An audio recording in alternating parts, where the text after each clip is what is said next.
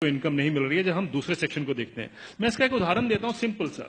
1970 में गेहूं का दाम 76 रुपए प्रति क्विंटल था, जो 2015 यानी 45 साल के बाद बढ़कर 1450 रुपए प्रति क्विंटल हो गया 2015 में।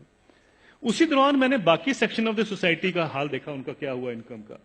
मैं सिर्फ बेसिक पे और डीए ले रहा हूं। उसी दौरान में 45 साल के पीरियड में सरकारी मुलाजिम की जो बेसिक पे और डीए है वो 120 से 150 गुना बढ़ गया, और जो स्कूल टीचर्स की जो तनख्वाह बढ़ी है उस दौरान में वो 280 से 320 गुना बढ़ गई, और जो कॉलेज के यूनिवर्सिटी प्रोफेसर हैं उनकी तनख्वाह 150 से 170 गुना बढ़ी है उस 45 साल के पीरियड में। किसान की जो इनकम है, जो गेहूं के दाम से या धान के दाम से आप नापेंगे, वो 19 गुना बढ़ती है।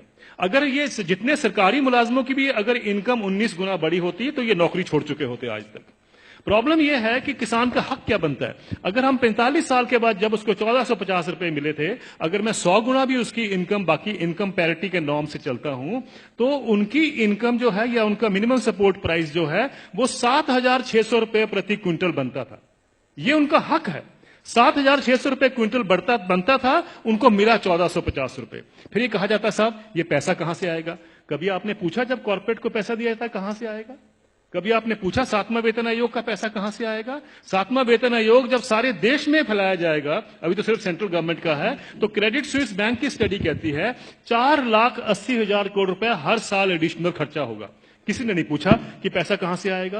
किसी ने नहीं कहा कि फिस्कल डेफिसिट बढ़ जाएगा। आप किसान को 2 लाख रुपए दे दीजिए, 2 लाख करोड़ रुपए अनाउंस कर दीजिए साल का देंगे, हाहाकार मच जाएगा इस देश में। अरे ये पैसा व्यर्थ जा रहा है, ये लोग डिजर्व नहीं करते हैं, ये सारा कुछ होगा, फिस्कल डेफिसिट बढ़ जाएगा। लेकिन इंप्लॉइज के लिए किसी ने कहा फिस्कल डेफिसिट बढ़ जाएगा? ये सारी इकोनॉमिक नीतियां हमें जानने की जरूरत है। ये किस तरीके से डिजाइन बनाया गया है कि किसान को हम गरीब का गरीब ही रखें, और ये पॉलिसीज कितने दशकों से चलती आ रही है, सब सरकारें इसमें सम्मिलित हैं। अब आपका जो सवाल था कि ये क्या कारण है, इसका कोई बीच का रास्ता भी हो सकता है। बीच का रास्ता हम क्या ढूंढते हैं, मुझे एक छोटी सी बात बता दीजिए। जब आपका इनकम मिलती है, 7वां वेतन आयोग मिलता है या किसी को भी अपनी इनकम मिलती है, तो क्या कभी किसी ने सोचा है कभी किसान को कभी हाउस रेंट मिला हो, कभी एजुकेशन रेंट मिला हो, कभी हेल्थ अलाउंस मिला हो, कभी बच्चों के लिए मेडिकल अलाउंस मिला हो? किसानों को क्यों, ये क्या किसान नहीं क्या इस सोसाइटी में रहते हैं? सुप्रीम कोर्ट के जो ऑफिसर्स हैं उनको 21,000 रुपए कपड़ा धोने के लिए मिलता है हर साल का। डिफेंस वालों को 20,000 मिलता है हर साल का कपड़ा धोने के लिए, कपड़े धोने के लिए। और वो लड़ाई कर रहे हैं आजकल, डिफेंस वाले कह रहे हैं कि साहब सुप्रीम कोर्ट वालों को ज्यादा क्यों मिलता है, हम तो बॉर्डर पे रहते हैं। मेरा यह सवाल है, क्या किसान के पास कपड़े नहीं होते धोने को? कभी आपने सुना है कि किसान के कपड़े के लिए 20,000 रुपए भी कभी उसमें ऐड किया गया हो?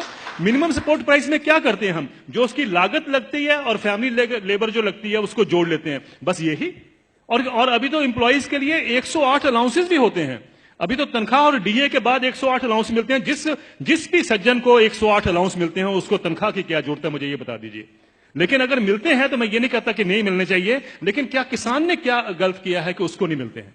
मैं ये कहना चाहता हूं, कभी किसान के एमएसपी में हाउस रेंट जोड़ा गया है, कभी उसका मेडिकल अलाउंस जोड़ा गया है, कभी उसके बच्चों के लिए एजुकेशन अलाउंस जोड़ा गया है? क्यों? क्या उसने बच्चे नहीं पालने हैं? हम ये क्यों मान के चलते हैं कि किसान तो हमारे देश के ऊपर बोझ है, इसके ऊपर हम दान कर रहे हैं? आप दान नहीं कर रहे हैं, आप उसको एक्सप्लॉइट कर रहे हैं, आप किसान को निचोड़ रहे हैं, और उसी के साथ आपकी अर्थव्यवस्था चलती है।